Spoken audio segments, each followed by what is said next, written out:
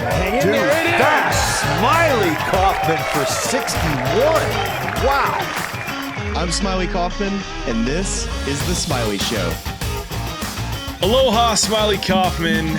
Welcome back to the Smylie Show and a special, it's not an emergency edition, it's a special edition of sorts because we are recapping the very first match in TGL history, a resounding 9-2 win for the Bay Golf Club over the New York GC Pigeons. And Smylie, I'm just going to start with just a little background story for you to get you warmed up here. And so I called Jackson Brown, our production aficionado here on the show earlier today. Just congratulating him on yet another national championship for his. Congratulations to the Bison. Big congratulations to the North Dakota State Bison. And we were just talking about it, and I said, you know what, Jackson, people probably think, you get tired of winning whatever it was, 10 national championships in 14 years. People are going to think I'm going to get tired of North Carolina winning multiple national championships now that Bill Belichick's the head coach. People are going to think I'm going to get tired of watching the Bay win in resounding fashion like they did tonight as a lifelong supporter of this team. But guess what? I'm not. I'm not getting tired of it. You're not tired yet. Winning never gets tiring. Never gets sick of winning. Put one in the books for the Bay Golf Club. What a start for the boys. I mean, I think where we got to start just in general is that TGL is not like fake. It's actually a thing, and it's on TV. It's been this like secret of what it was going to look like. Was it going to be any good? A lot of chatter on social media about, is this going to be a first impression thing where people watch it one time and never come back? So there's kind of a lot to unpack with what we saw for the first time. It seemed like to me, and I'll let you kind of get into this as well, because I watched half of it as I was playing golf in Hawaii, which was hard to turn down. I feel like the right thing to do. Hawaii. No one's going to fault you for that. So I watched the second half after pretty much this thing was over, but I thought it was cool, right? Yeah. Like it was cool. Yeah. I would watch it again, and I want to see all the teams. My one initial feedback of thing I want to see improvement on is I think the banter of just like the mics of. It's really hard because it's a lot of voices. It'd be really cool to get the best of what is said. I know that's hard to do, but the way it was produced, I really was impressed with how flowing and natural it felt, except DJ Khaled interview was a little clunky. I'll say that was a little clunky.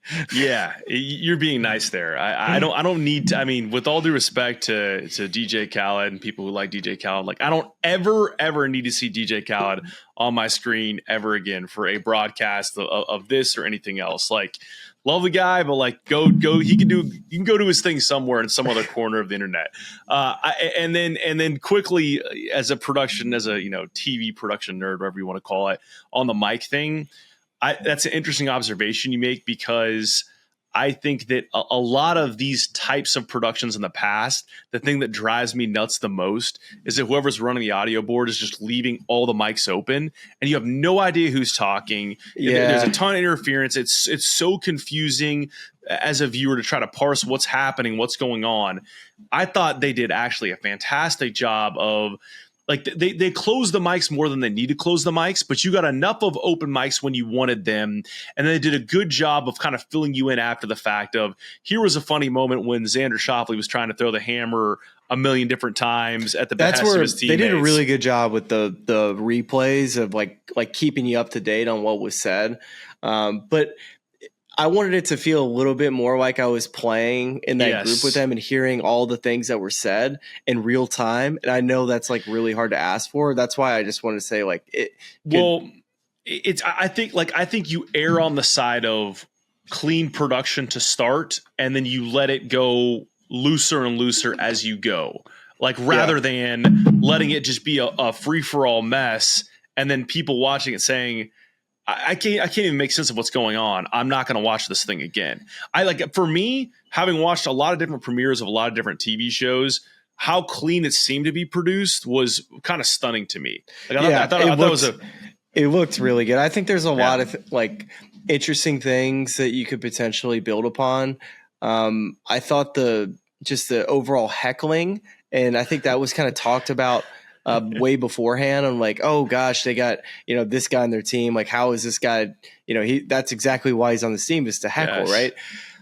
I think the players are so far away besides like the chipping and the putting green that it'd be cooler if the players were almost in there a little tighter when guys were hitting their shots. They just seem like so far away and removed when they're hitting off of the turf. And then when they get to the putting green, you definitely had a little bit of that kind of show up. You had, I think there were a couple putts where like the Bay guys were trying to read it and Xander's crouching in front of it. You had the funny moment with Ricky where Shane Lowry's over a putt. He's like, that's good. Everyone on TV knows that's good, but no one in this arena knows that's good. So I want you to putt it, and then throws the flag stick down, stuff like that. That was fun. You missed the best part of the match, which was, it was before, because I don't care what form of competition, they could have been playing tiddlywinks out there tonight. If you go down 7-1, you're going to be pissed, or you should be pissed. If you're not, there's something wrong with you. So those guys were trying to put on a smile on their face. They were trying to kind of keep the entertainment aspect, but you could see it on Xander, Ricky, and Matt Fitzpatrick's face. They were not having that much fun out there. And that was probably, from a competitive standpoint, the worst thing that could have happened for an opening match at the TGL, because you're saving Tiger for week 2, and there's going to be interest there, but you also don't know how competitive that's going to be on a team with both Tiger and Kiz. God bless them both. 2 of my favorite players on the planet in the golf universe, but the competitive, we have some questions about how competitive they're going to be. So I think that Hey, you're talking about my team over here. You're talking about my Jupe Links, okay? Easy, compadre. Just because you're 1-0 doesn't mean you can start talking all this smack about my squad. That's look, I'm sitting up here in this ivory tower, this tower that's supported by these bulky, stalwart redwood trees. I'm sitting up here in the highest heights right now, undefeated, points cleared, 9-2 first match. Like, I'm sitting high up here, so I can pretty much point at everyone and be like, that roster's got holes. That roster's got holes. We're good to go. We haven't even debuted Minwoo Lee yet. We're so good. People forget. Now. People forget. Yeah. People forget. Minwoo Lee's on that roster. But I'd say, so it's things from a competitive standpoint that way. But I thought like those first 3 to 4 holes were so much fun. There was like this nervous energy first. There was a lot of banter happening. Guys were joking back and forth. Everyone was having a fun time. And I like watching that, and even seeing like Tiger joining kind of early on the broadcast and being stunned when Ludvig made a long putt. How was Tiger? How was he on the broadcast? What about was Rory on it too? He was too, and I was actually interested. They didn't get as much chiming in from Tiger and Rory as I thought they might. I almost felt like they were really keen on watching what was happening, and instead of make like the reverse of what the DJ Khaled interview was what Tiger and Rory were doing. They were like, I'm trying to see what's happening in this match because I'm about to play one of these things in a couple weeks. Whereas Cal is just like, I'm over here talking about God knows what. Oh my gosh. I don't know what's happening. but I'll say, I mean, the takeaway I had early on was I love how different it is and how silly it is and how absurd it is. We see high leverage, serious individual stroke play on a week in, week out basis on tour. We see serious, team match play at the Ryder Cup, at the President's Cup. We see what that looks like. I'm not even going to get into like the silly one-offs of, the match and stuff like that, because those have no history. Those people don't play as teams again. They're just like one-off made for TV types of things. This was silly, absurd. We're still competitive, but we're having fun and we're laughing. The format's completely bizarre, team play, team match play. I just think the guys delighted in it. They were having fun. It was a different feel from anything that I've seen. And I think too, if you watch these guys week in, week out, seeing them joke around and come together as a team it had a completely different vibe. And I'm just hoping that as these things continue, they're more competitive and that these guys realize if we keep leaning into that aspect of it, and on the production side, we can open mics more often. We can go to these guys more often. I think this thing's going to feel very different and fun, especially on like a an early, a Monday or a Tuesday early in the week, flipping on something, having something to watch like this. I think everyone seemingly, for the most part, enjoyed it on the internet tonight.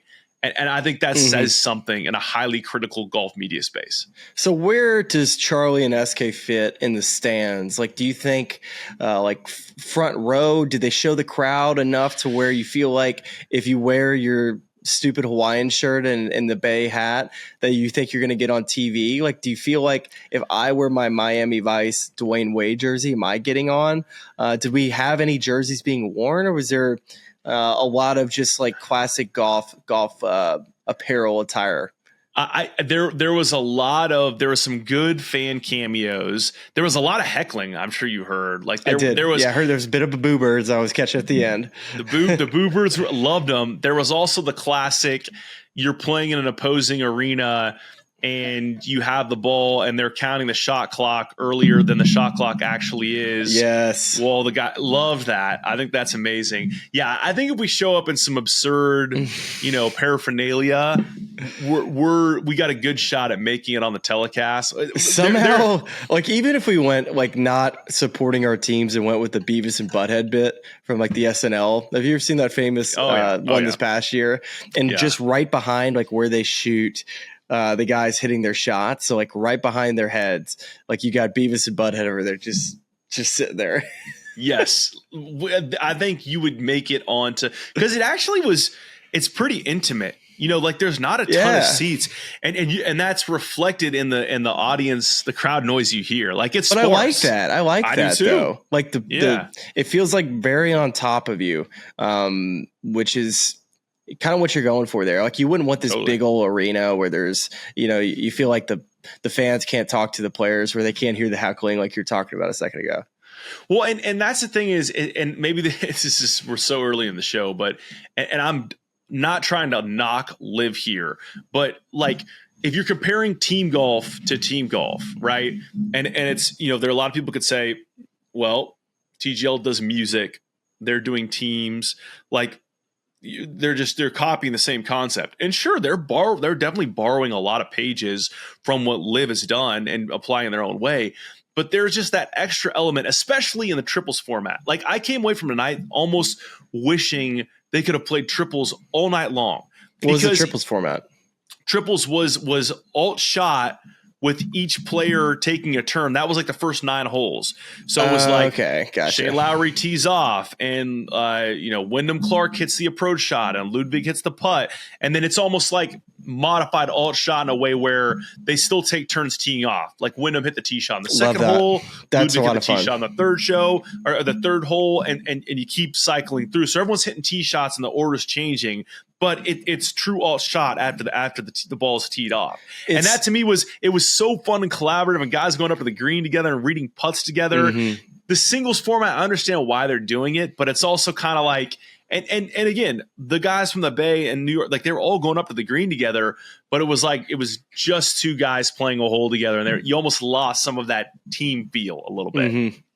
Yeah, I think that as we kind of get into this, is there like a captain in all this too? Like who makes a decision of like who plays first and all that?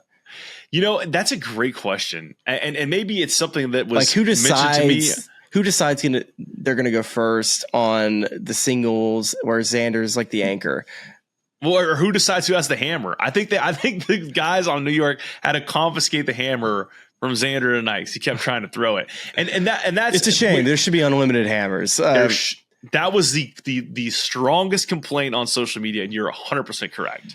Well, these guys, all they do is play hammer games, and just to kind of walk you through what a hammer game looks like playing with these guys is that, hammer can happen at any point of a hole, and there's multiple hammers that could be thrown. It's not just one hammer. So let's say I hit my tee shot. I can initially hammer. Charlie, your team can say, yeah, we accept the hammer. And then you hit a really nice shot inside of mine. You say, we hammer back. And then I make my putt. And then it's endless hammers. It's the classic Mean Girls. The limit does not exist. That's what we're accustomed to with hammers. So it's like double, double, double, double, double. So yeah, the unlimited hammer things, I would love to see that become a I mean, honestly, it would get out of hand probably with these degenerates. But let's let it. Like, I think that there is, that was my takeaway again, was like, this is so fun and so absurd. Let's go more in that direction. And I think the bummer of it is there is real money on the line. This is a gambling market. People can gamble on this thing. So it's like you have to make it reasonable to a certain degree. So it's not just this silly made up competition. Yeah. That's a shame to me, because I would love exactly what you're talking about, where we're just like, we're hammering back and forth. Like, we watch one match and it ends up, 5-3. And then we watch the next one and it's like 35-27 because there was just a hammer, just a hammer fest happening. Like, that to me is, and I think these guys would get a kick out of it. Like, these guys are coming in here. Xander's a great example of this. He's down. He wants to double. Like, he wants to hammer this thing. He wants to press. Like, what it should be is you should create a full suite of true golf betting options for this game, where I can press whenever I want to, when I'm pissed, whatever it is, 2 down autos, however you're going to construct it. Let these guys gamble and lean into it, because they're going to be more engaged if they can do that. Well, I think shotgun mulligans should be a thing too. That should definitely be an aspect. Yeah, I think so. They should be allowed to drink, should they choose. Yeah, I think so. But I think the other, all right, so there's 2 big aspects I definitely want to get into. And one is, all right, the stadium, like, what's your overall impressions of the music, the lights, the DJ, all that, as well as just the overall simulator and the holes and the design and the strategy. Do you think the holes were strong enough?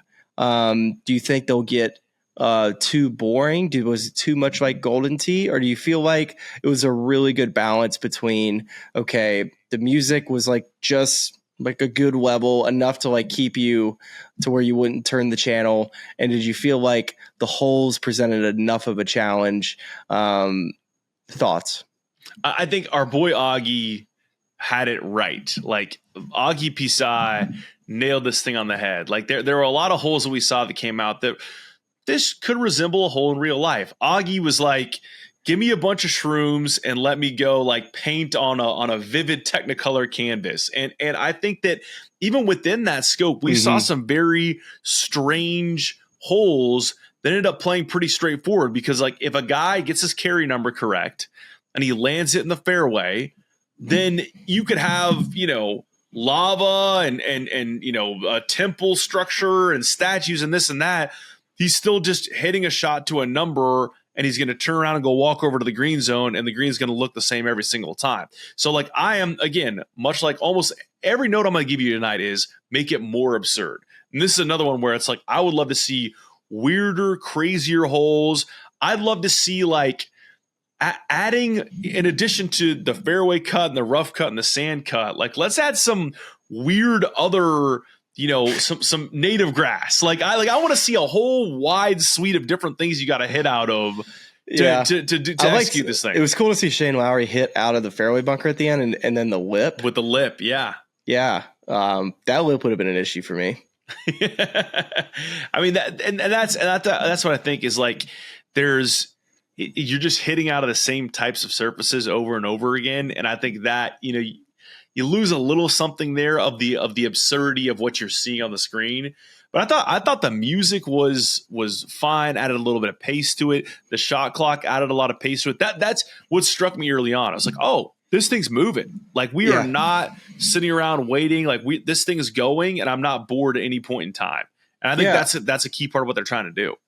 And do you feel like just like watching it on, like, when the ball would take off into the simulator, did you feel like you knew, like when you're watching a golf shot coming into a green, did you feel like it was fairly accurate of where you thought the ball would end up? Or did you feel like it was almost taking a second for your mind to calibrate, okay, it's like not bouncing short of the green, like it's spinning back there, or the greens are not firm, or the fairways are, landing softer than you may realize as it's flying in? Did it take you a bit to kind of like calibrate how the ball was going to land? Like, I think so often when you play golden tee, you're watching your ball in the air, you have a pretty good gauge of like, oh, this is like has a good chance of going in. I felt almost compelled and on the edge of my seat at times when a ball was going at the hole, because I would have no idea whether it was a really good shot and a chance to go in, or I was just like off in the way I saw the shot. I saw 2 tweets on this kind of like on the topic, really. One from Brentley Romine and one from DJ Pyhowski of No Laying Up. Brentley said he talked to a pro that said a lot of these simulators or these launch monitors like underread backspin, which I guess, exacerbates, balls moving right to left or left to right. And so that was maybe some of the misses you saw that went far. I think Matt Fitzpatrick during the DJ Khaled interview almost hit a ball off a cliff. And so like there was a little bit of that. I thought that was an interesting point. DJ said something that I thought held true, and it mirrors exactly what you're saying right now, which is you hit it into the simulator, and I don't really know what type of shot it's going to be other than watching these guys sort of react to it, leaning in either direction or leaning back. And you're like, okay, I think he thinks it's a miss in this direction or that direction.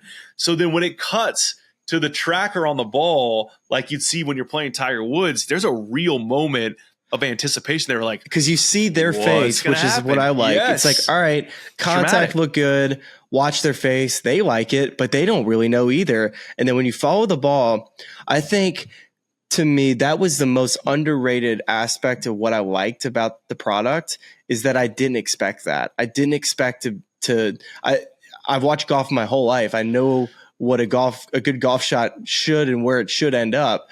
But maybe it's just because I don't know the golf holes and I don't know how it's going to land. But even when I'm still watching it with a second and a half left to go, I'm like, is it good? And I think that's kind of the harmless fun in watching it, I think. How much is it going to spin? Like, how much did the launch monitor read for that? Is it going to, is this ball going to hit and bounce, or is it going to, use a slope? Fitzpatrick had a great greenside shot where they looked like they were kind of boned. He's like, I think I can use that backstop, and hit it, and it kind of rode up in the fringe and came all the way back. And it was one of the cooler moments of the night for New York. But I totally agree with that. Like there are these quirky elements of it that we didn't know what it was going to feel like until we saw it. And there were all these things that ended up being really fun and unique about it that I think are just going to keep people coming back and keep people interested throughout the season. And that was, I didn't know if that was going to be the case heading in.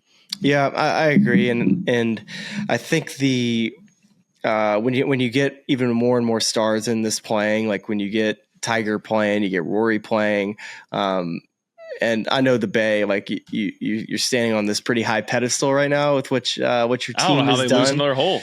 But I really don't. Listen, like this isn't Friday, Saturday night coverage. We're talking about like Monday, Tuesday, Wednesday night stuff. There's nothing else on TV.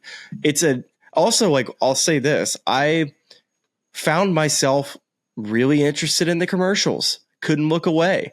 Like there were a lot of new commercials with guys that I hadn't seen. Maybe it's just because it's not like the same recycled commercials that we're used to with typical golf coverage, right? Like, listen, I know nobody likes watching commercials, but it's really good for the players. It seems like to me that they're able to get all this extra exposure for all their sponsors for an extended amount of time, for 2 hours on a different platform, being ESPN. I think it's a huge win for the players to be able to play in this TGL. Now, I don't know what the ratings will do, right? But from the sponsorship standpoint, and these agents got to be like, oh boy, let's go continue to sell these guys, because it looks, it's incredible exposure. Yeah, sell that shirt like a NASCAR driver's jacket. Kiz is gonna come out looking like shake and bake, man. Got the Wonder Bread jacket. I'll take that a step further too. I cannot believe I'm doing this. This is like I've been brainwashed. I got Stockholm syndrome from my corporate overlords. But I saw some gripes tonight about, the hammer delivered by FedEx and people like eye rolling at that. Guys, like this is a version of the sport invented in a lab. It's a simulator golf league. Like, please don't wring your hands at the sanctity of sponsoring a segment by FedEx in a simulator golf league. I've had it with. I'm zigging all the way back. Like all these people who are like doing this. I'm so hipster counterculture. Like I can't possibly see something like sponsored by FedEx. I don't want to hear it, guys. It's not a cool bit anymore. It's insane. Yeah, I'm just like trying to figure out. We're going to watch it. Yes, but is everybody else going to continue to watch it?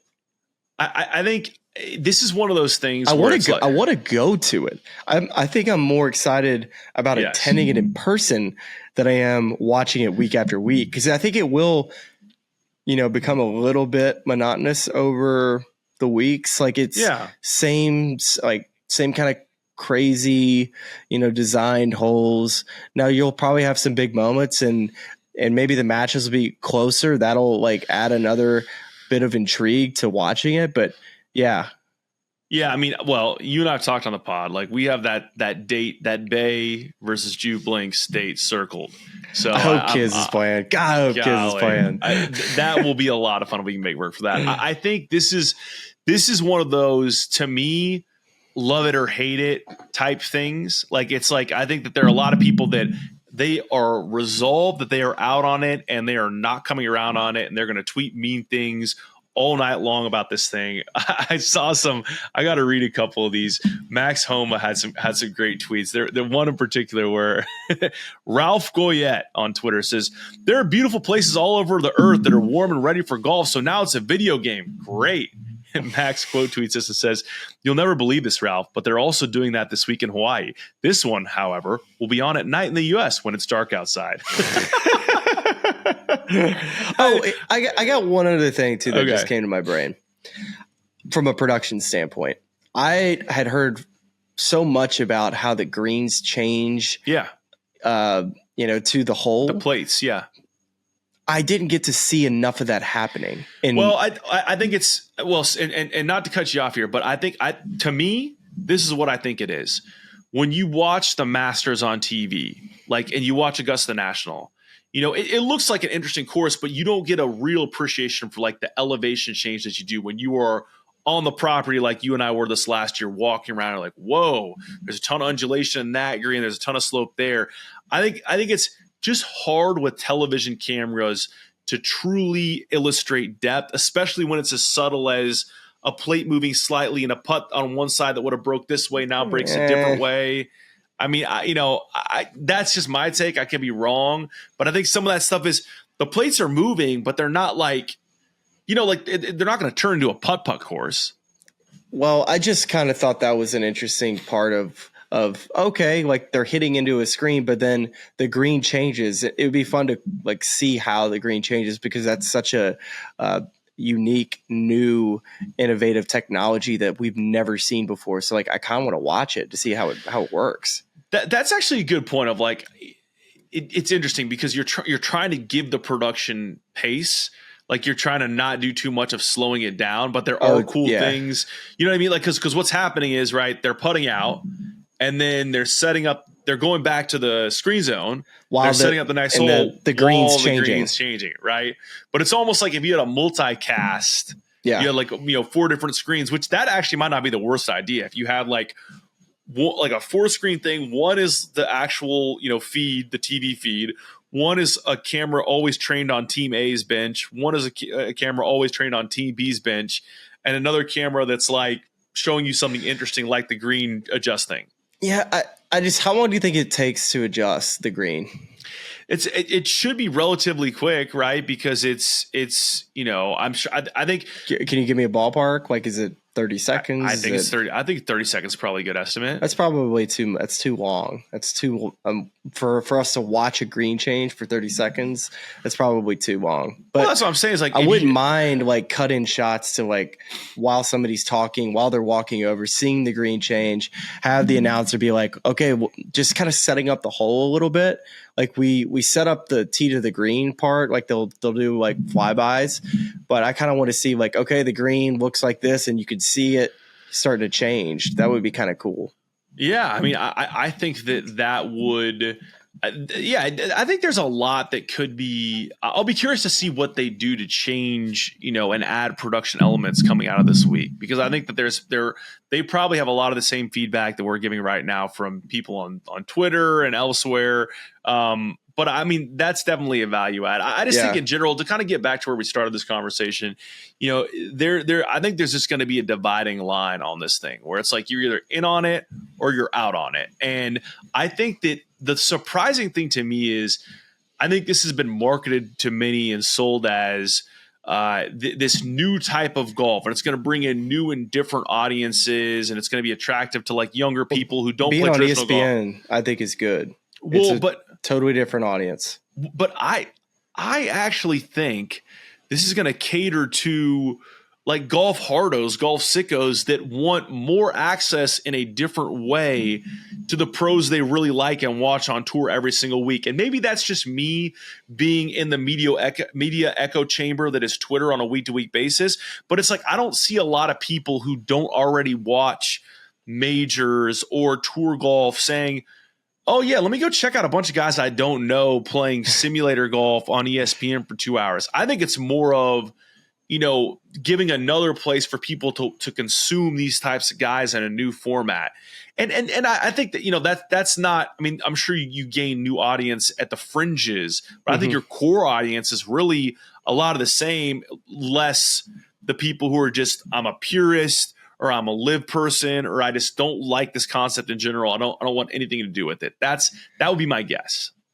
To me, the LIV and TGL and all this is like, you mentioned that earlier, like how LIV has taken some of their ideas. I think it is such a nothing against LIV. It's just it's totally different than anything that we're used to seeing. And I think that the players just in their ability to now be seen more over longer periods of times, like you're talking about, it's this more access, like you're talking about, where I think that's why golf on YouTube has done so well.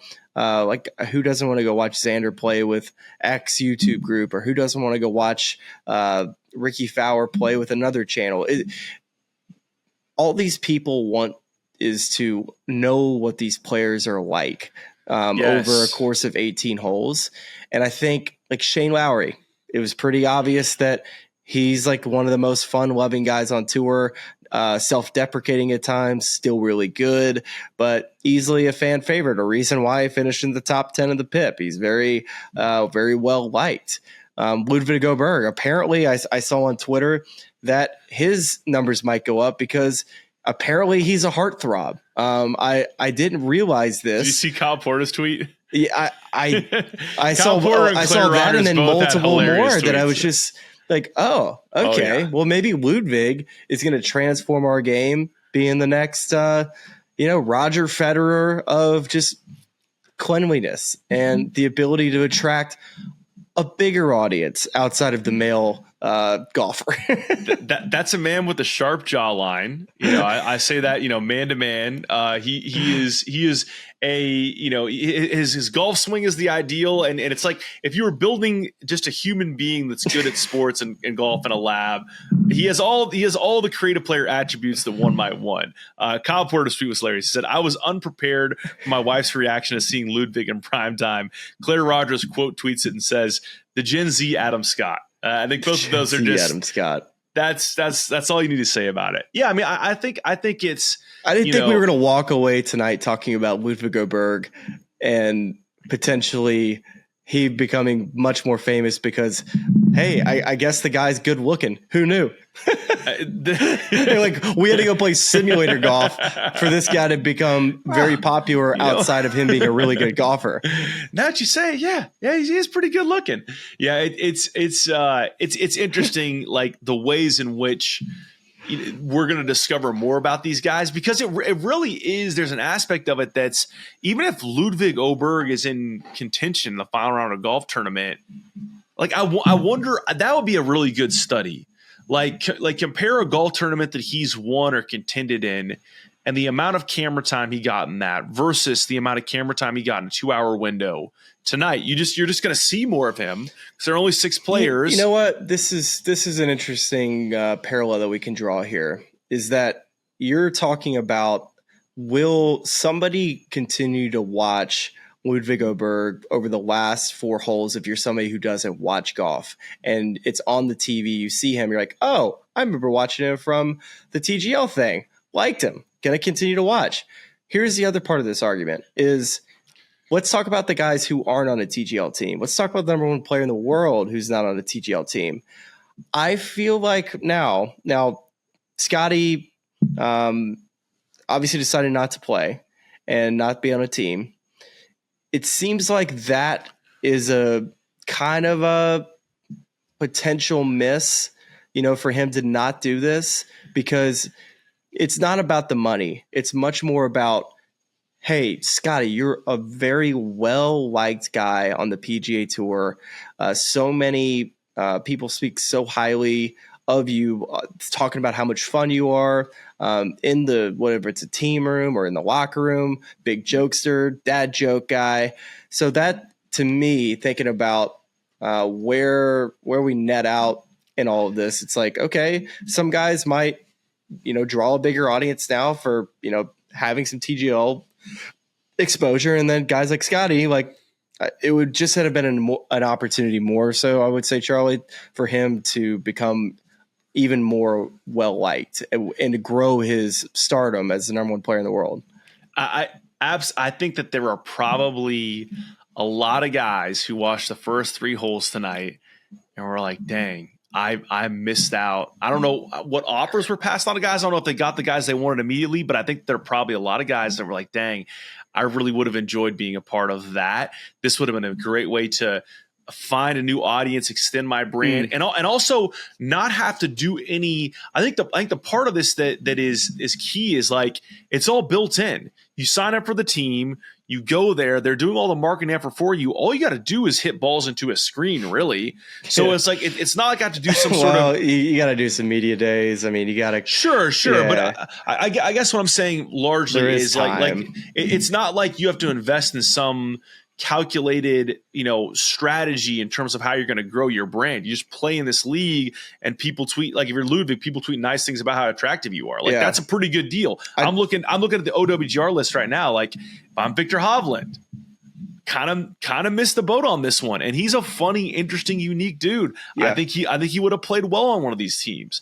Like, just kind of looking down the list here. I mean, there are a lot of LIV guys on this list, and as I'm going further down, it's like I think that there are a lot of guys that I would watch TGL versus LIV on this. 100%. Like, I think that would be really high intrigue to me. Going both ways.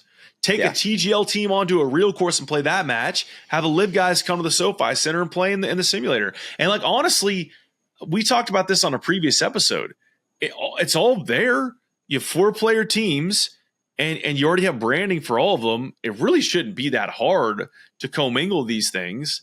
So I mean, I know we're a ways away from that, but when the infrastructure is in place and deals in place, that's going to be part of it. From the people I've talked to, when we look at a new PGA Tour schedule, whether it's next year, the year after that, there will be some team and components involved with the LIV events, like the LIV guys coming back. I think it'll be team driven, which is I don't like, but it's kind of where we are, unfortunately. Well, and I'll be really curious to see. This is year one for TGL, and they're trying to get all their matches in prior to major season, which I think is a very smart play. But in a world where there's a merger and you have whatever it is now, I think it's 13 LIV franchises, maybe.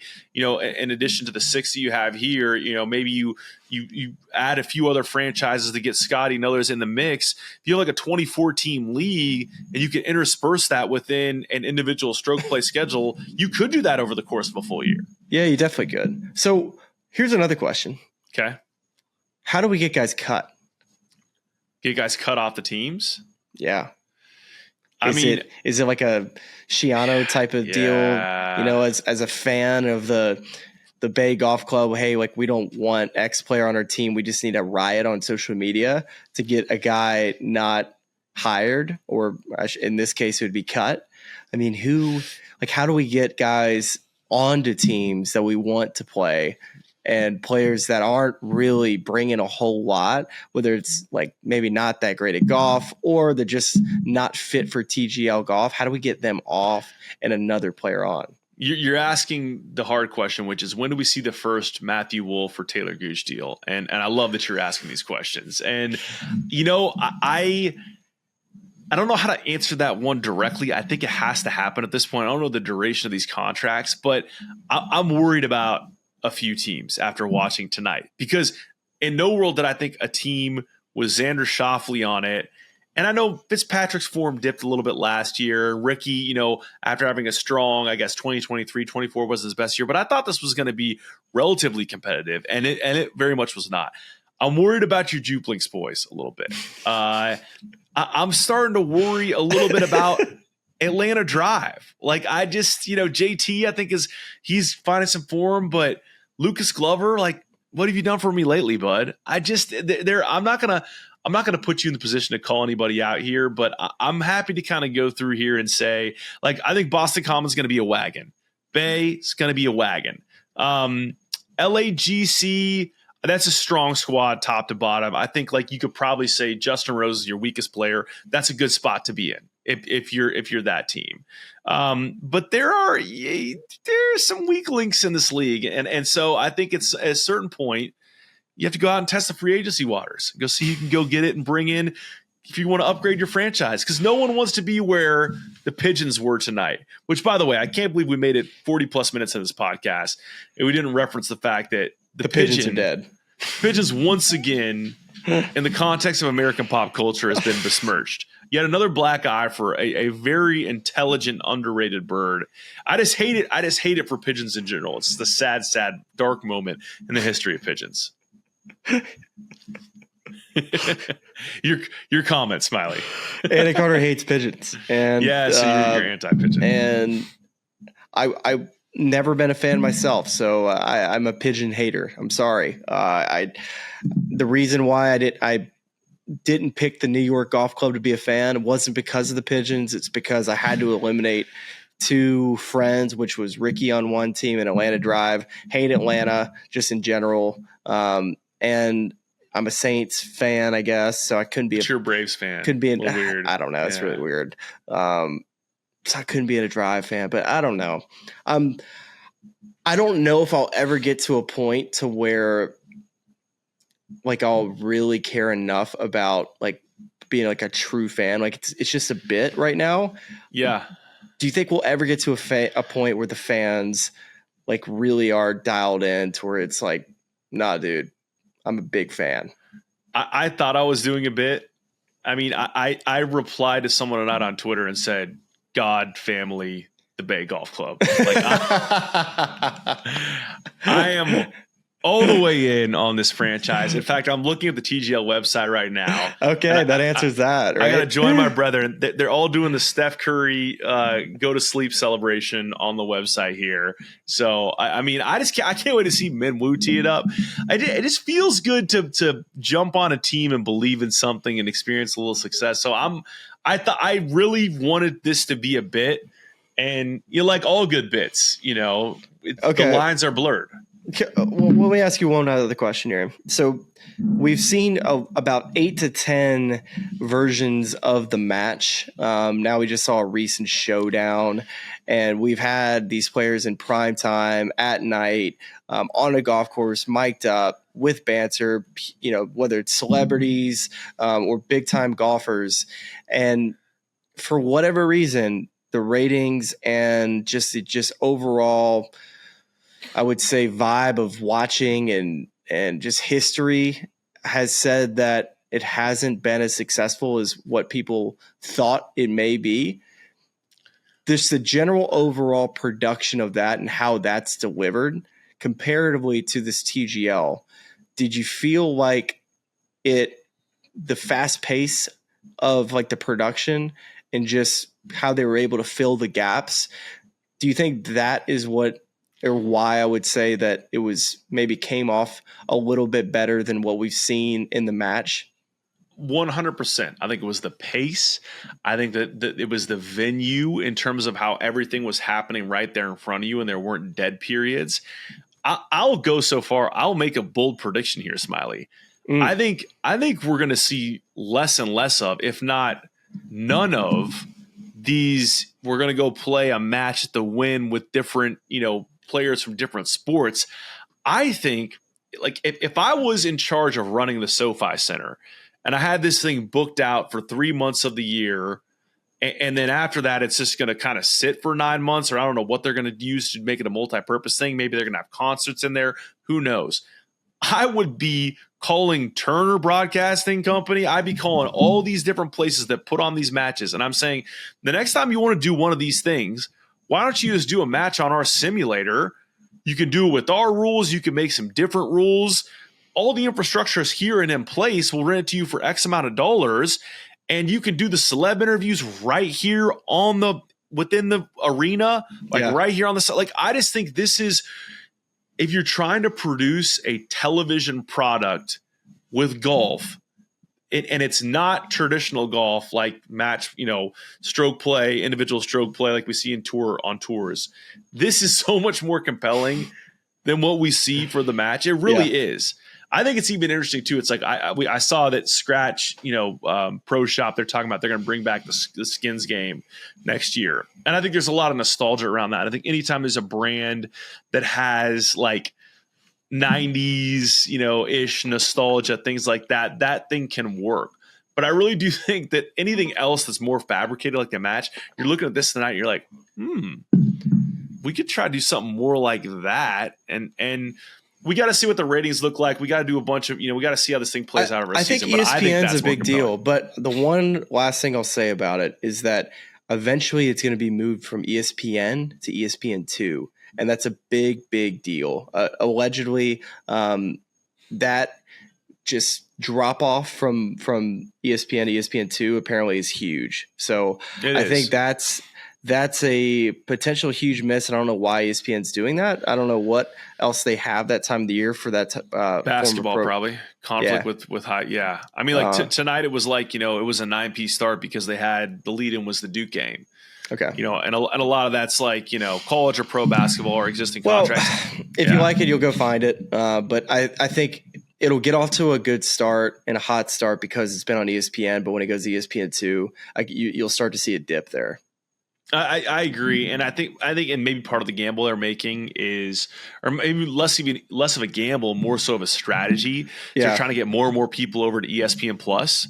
So like the goal there is meant to be, okay, we got you hooked on this product. You think it's fun, right? You don't want to go looking for it on 2.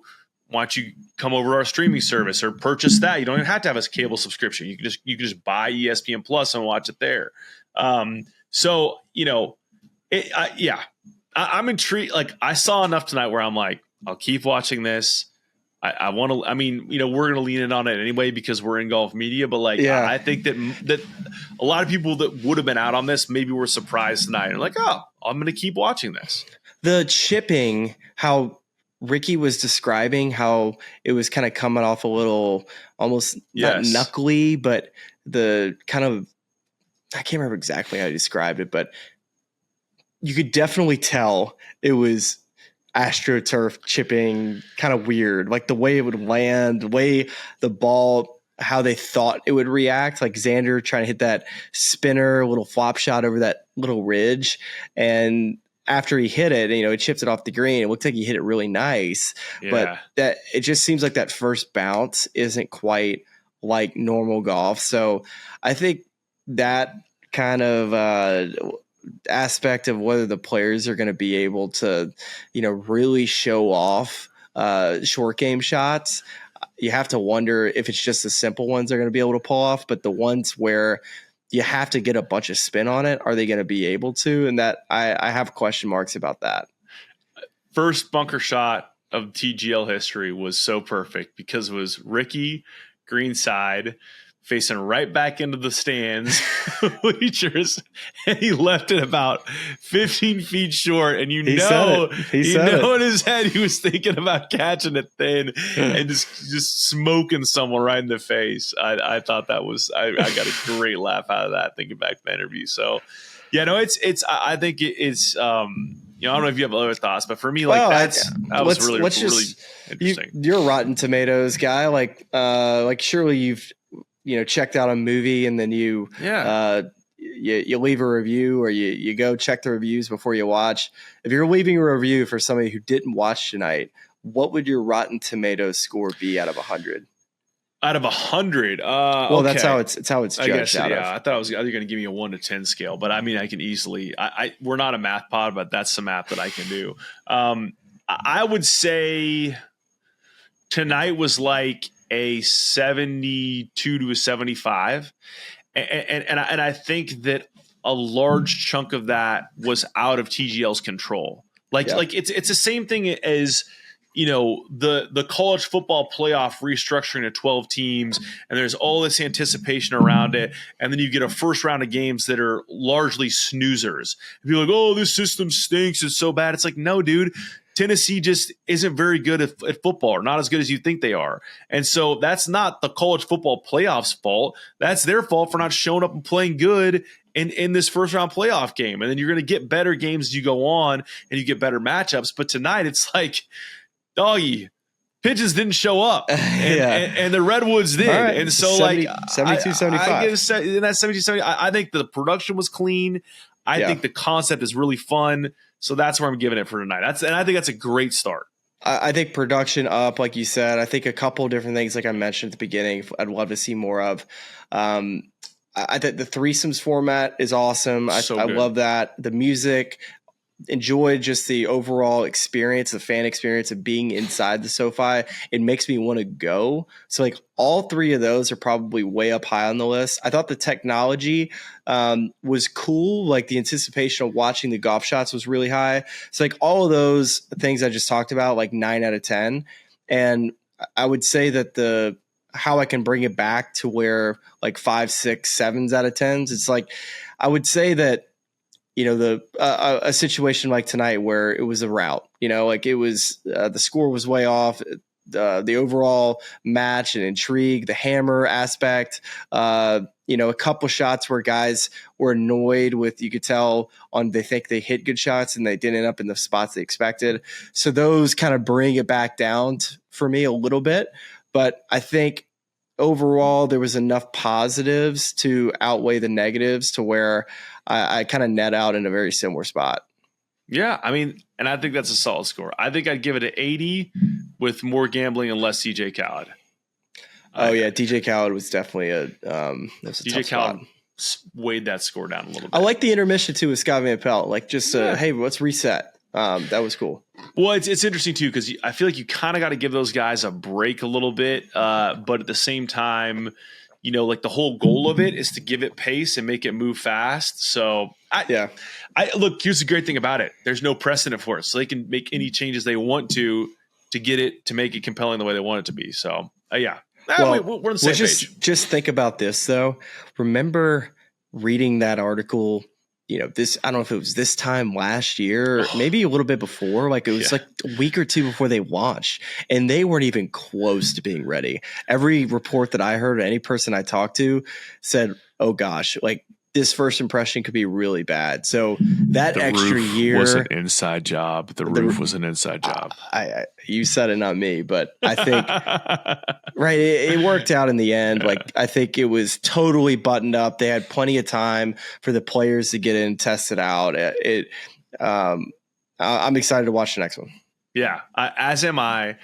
I mean, we got to figure out how to do this live stream, dude. Tigers debut next week. I don't know when you get back from the Sony. I'm like live asking you questions that you probably would like to answer off air, but we need to figure out how we can do this one or a future one live. And then, and then I'm going to start working on our Bay versus Juplink showdown in February because we got to be there. I think I'm fired up about it. We'll be there.